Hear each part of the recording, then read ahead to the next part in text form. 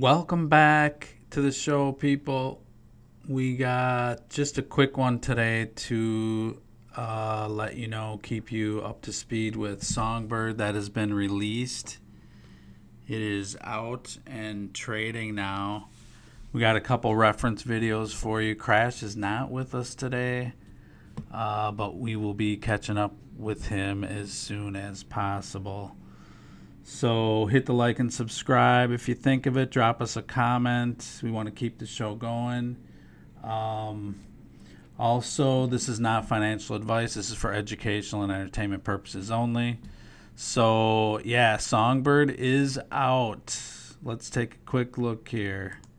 So, this is the Bitrue exchange. And this is about the only exchange that is traded on right now.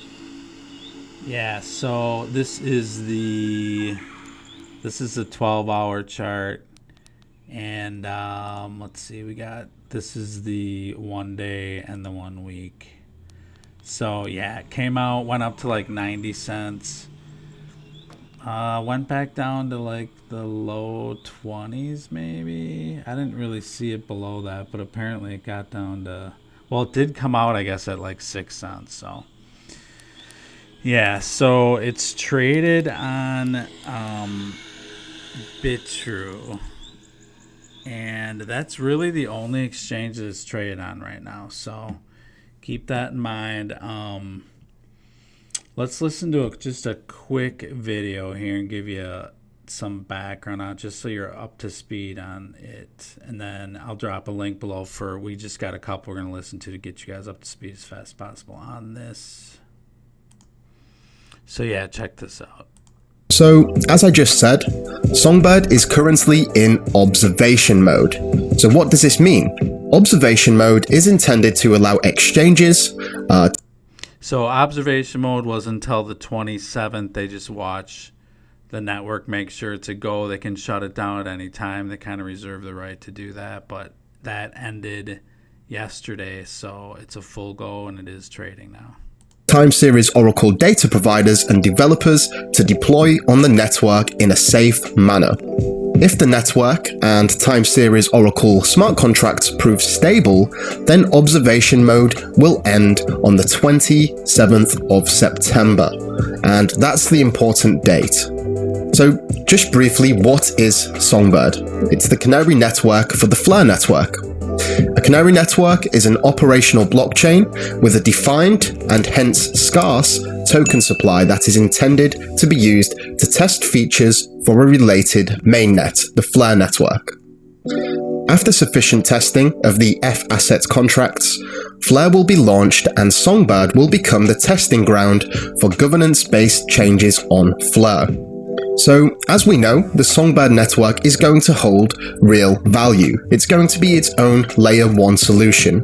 And as we can see here, once the Flare network launches, it will become a decentralized autonomous organization. And the holders of the Spark token will be able to vote to implement various changes. And these changes will first be implemented on Songbird to be tested before being brought over to the Flare network. So yeah, again, listen to that whole video. It's pretty informative.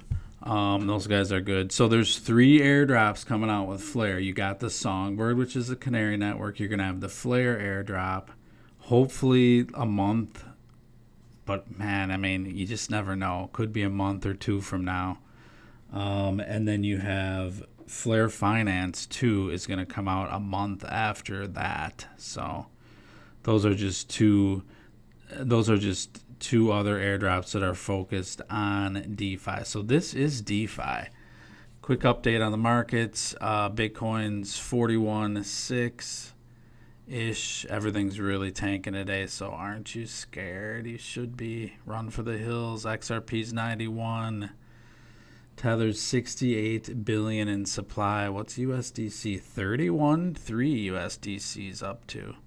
Algo's $1.63, Polygon 106, Internet Computers tanking a little bit, 41.6, Stellar's 26 cents, VeChain 8.3. So stuff's down. Theta 480. Hedera 30 cents. So Kusama, which is Polkadot's network, 318.68. That's Polkadot's Canary network, so it's kind of similar to Songbird. However, it's got a lot less tokens, about 15 times less. So Songbird's got 15 billion tokens. So, it's got a lot more tokens, but it's DeFi, and you know what? DeFi, yeah, you can play it, you can buy it and sell it and trade it, but be careful what you're getting into and know what you hold with these things, because this is the new banking. You're basically watching the new Citigroups, the new JP Morgans being formed, in my opinion. But again, this is not financial advice, so do your own research. Anyways, so let's listen to one other video here. But before we do that, just to touch on one concept with Songbird. So Songbird's about, it would be at 28.5 cents. It would probably be at about, a 2 to 3 billion market cap if it was on, like, for instance, CoinMarketCap or any of the reference sites that you can get quotes from, or exchanges, which it's not. It's not really traded on any exchanges yet. It's not even listed on CoinMarketCap, so it's early. And there's another video that kind of explains what they do with this. And if you didn't self-custody this thing, you're basically going to be waiting for the exchange to give it to you, which could be, could be days, weeks, or months. Just depends on the exchange. They'll get it to you eventually, because it's an eyesore if they don't. And they have the tokens already. But that's kind of a factor when you don't self-custody. The people that self-custody, they already have them. So, but yeah, it's going to be, that would put it, in the top, market cap. It puts it in the top pretty easily 50 right out of the gate. So we'll see. A lot of people think this thing could tank down to 5-6 cents again as exchanges open up and people start dumping it. It could be. It also might not be. It's different because it's DeFi, and this is utility. You're watching utility appear before your eyes with all these networks. It's DeFi is basically, it's instant utility. It's centralized. There's a lot of benefits to this. So let's listen to one more real quick. Else you would need to unwrap them first. Okay, so this is Mickey B. Fresh, and him and Patty XRP. These guys do a great job of unpacking DeFi. They have a site, it's called the DeFi Standard. You can find that on Skearch too. But you wanna, I'll drop this video below too. So just listen. I'm just gonna give you kind of a piece of this, but Bifrost Wallet is probably the best one to do your DeFi in with these, with the XRP ecosystem tokens, so Flare Network, and the ones related to it like Songbird. I think Gala is going to be in there too. It's pretty easy to work with. So, all right, let's have a quick listen here. And make them break. Oh, you cut out there for a sec, Mickey. Pick it up at the cutout. All right. Well, I'll continue saying. So with that, we can kind of talk about the wallet situation. So I know everybody has a lot of different wallets. Yeah, you're okay. Back now. Sorry about that. It's all good. So kind of, Mickey, turning it over to wallets, we have a few options. I don't know. I don't think Decent has their application out yet, so I'm not sure if you're going to be able to use them to delegate to signal providers at this point in time. So it seems like MetaMask and Bifrost is the best choice. If you're using MetaMask, you can go directly to some of the signal provider pages or their websites, and they'll let you wrap tokens there, unwrap them, delegate, and undelegate. I even know FTSO AU made it possible for you to delegate to all of the different signal providers via their website. So that's really cool that they did that for everybody. And with this, you're either going to be in a situation where you had a wallet that had a 12 or 24 word seed phrase. In this case, if you want to just directly import it to the Bifrost wallet, you're able to do that. There may be some little hiccups. So, Mickey, you have Exodus, and we had to do, little different steps in order to access your Songbird tokens after importing. And so if you have Exodus, basically, you'll import your 12 or 24 word seed phrase into the Bifrost wallet. And from there, you're going to have to go to advanced settings and derivation address, then select Songbird network. And then from there, you're going to have to find the address that matches the private key that Exodus set up for you during the claim process through Exodus. So mine was all the way at the bottom of the list, and it says legacy address, and that was the one I had to choose on. And then once I chose that, this big red button comes up, proceeded, boom, went back to the main screen, all my tokens showed up. So that's basically the private key out of Exodus that was pointed to that Ethereum address. Now, Exodus was a little different because you didn't have to set the message key. They kind of did it for you. You just hit click, claim tokens, and that was it there. But you have to manually do this process to get access to the tokens, because I could not see them on Exodus. I couldn't see any Songbird tokens. But once I did this process, like Patty said, they showed up. But we realized that you had to switch it to a legacy address, and that matched my private key from the Ethereum address on Exodus, which is a little confusing to do, but this is strictly for just Exodus people. Yeah. And so with this, I'm kind of writing it out. If you have Exodus, you'll take a 12 or 24 word seed phrase, whichever they use for that wallet. You can import it into the Bifrost wallet. Make sure you put spaces between each word when you enter it in there. And this is going to require a fresh Bifrost wallet. So if you already created one, and you want to import into the Bifrost wallet application, you need to probably move your assets elsewhere that are already on it if it's created already, and then delete the app, reinstall it. And then at this point, if you're newly installing it or reinstalling it, you'll select the option that says I already have a wallet. That's how you put in the seed phrase. And then from there, you have to go to advanced settings, address derivation, click on Songbird network, and like Mickey was saying, choose the legacy address, which should match the private keys that they gave you on your Spark claim via Exodus. Now, so that'll kind of take care of Exodus. If you have questions about that, I just, re-listen to this. That's basically all there is to it. And then from here, we also have Ledger users. So this is going to be a large swath of the community. You're able to directly import into Bifrost Wallet with your 24 or 12 word seed phrase as well. The other option is, if you don't want to do that, you can connect your Ledger Nano to MetaMask. And I would reference anybody that needs to do this still to go and take a look at the video we posted yesterday. It'll explain everything. With that, you're going to have your Ledger Live application fully updated. You need your Ledger firmware fully updated. And then on top of that, you'll have to turn on developer mode to see the Songbird application and download it. You'll also need to make sure there's enough storage space on your Ledger to do that.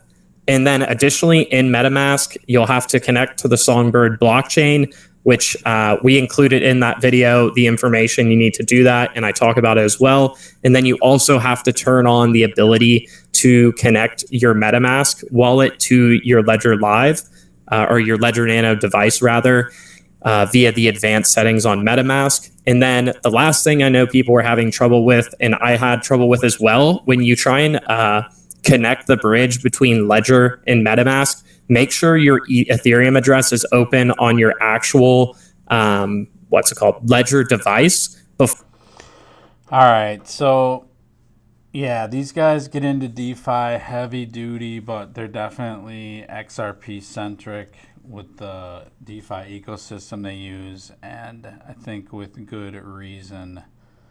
So just take a look at, I'll drop a link to this. Actually, there's one other section here real quick here. So they've been around. Gala Games will be doing theirs, and then FTSO Flare. Then we'll have like BitTrue, which I don't know if BitTrue will let us delegate directly from our wallets or if they'll make you do it via their exchange interface. So, I mean, that's something you could consider if you want, but I doubt that you'll be able to use the token elsewhere if you do that. Yeah, And then, I would be wary of, I mean, just to be honest, if you are able to get a Bifrost wallet set up and you're able to delegate from here, there's no reason why you should be going through the exchanges. You know, that's for people who just really want to keep it as simple as possible. They just want to stay on that exchange. But if you're able to set up a Bifrost wallet and get assets in there, you're going to get the max rewards and the max participation by doing it through the self-custody wallets. And it's more secure because you're not trusting anybody.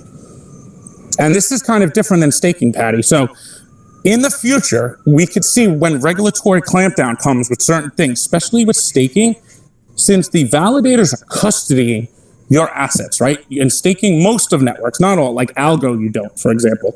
But in many networks, like Polkadot, you actually give to the validators. And now they're custodying it. It's possible in the future that in the US, you could see money service provider license being necessary for those validators in the future. Not saying it's going to happen, but it's possible because they're custodying it. Now, with the way the signal providers are set up, since they're not custodying any of your actual assets and you're just delegating them voting power, there won't be these restrictions on needing to be money service providers or custodians in the future. There won't be any regulatory requirements because they're not holding any of your assets. So what that will mean is we'll have a more robust ecosystem of many different signal providers that won't need these high regulatory hurdles to overcome just to be a signal provider or be a validator. And especially next year with ETH 2.0 getting all this attention in the media and everything, it's possible that we could see the KYC AML things clamp down on validators and proof of stake. I'm not saying that's definitely going to happen, but I could see that happening because of the fact that they're custodying your assets. Even though it's done in a self-custodial way, they're still custodying. And that's why with the F asset system, if you wanted to stake Spark, it's got to go through a regulated entity. But yeah, so again, I'll drop this link, have a listen to it.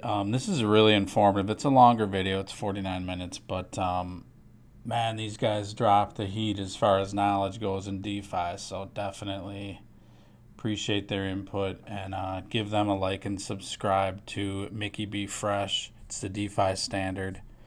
These guys are phenomenal. They help out the community a lot too, so have a listen. Yeah, it's a little complicated, but when you go to the Bifrost wallet here, actually, let's just check this out real quick here.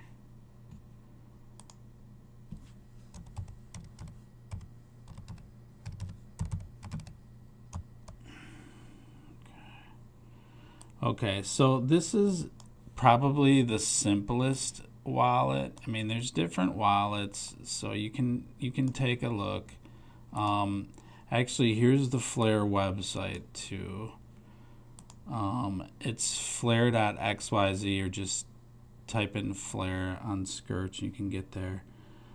But yeah, this is exciting, man. I mean, you are gonna see.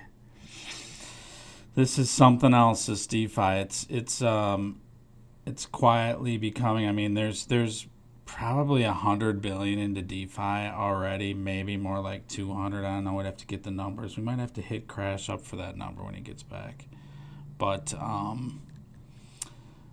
yeah, so these are the wallets that you can use to custody this stuff. Ballet, Cool Wallet, Exodus, Garda, Ledgers, and let's see, to claim, that's claim only. For Spark and just to hold them, you can use Bifrost, Alipal, Decent, MetaMask. Be careful with MetaMask, people. Do your own research, but that is a monitoring device from what I've heard. So be very careful with that one. Alipal too is good. So yeah, just have a look, do your own research. I just want to give you guys a quick view into what's going on here. Right now, as we leave, Songbird is 28.5 cents. So let's see if it tanks or if it kind of stabilizes and goes up. It's stable, but it's been a little over a day, so day and a half. Not even a day and a half yet. So it's too early to tell what's going on, but it is DeFi. It's the first. Next up will be the Flare network, so that'll be exciting too. So, all right, guys, we will talk to you soon. Have a good one. Do the right thing, and we're out. I'm out. Crash will be out next time. See you. One other thing. So this is the Bifrost wallet. I wanted to show you guys their website. This is their website. Bifrost is only on your phone, and some of these wallets now they're going. The hard wallets, I don't want to say they're going away. They're definitely not. But these wallets on your phone, software wallets, they're becoming more and more hardened and secure. So I think you can trust them more now. But anyways, this is an example. Bifrost wallet is an example of one that's just on your phone. So some of them you can have, desktop wallets and phone wallets like Exodus. But crypto is fastly becoming all about wallets. So keep it in mind. Have a good one.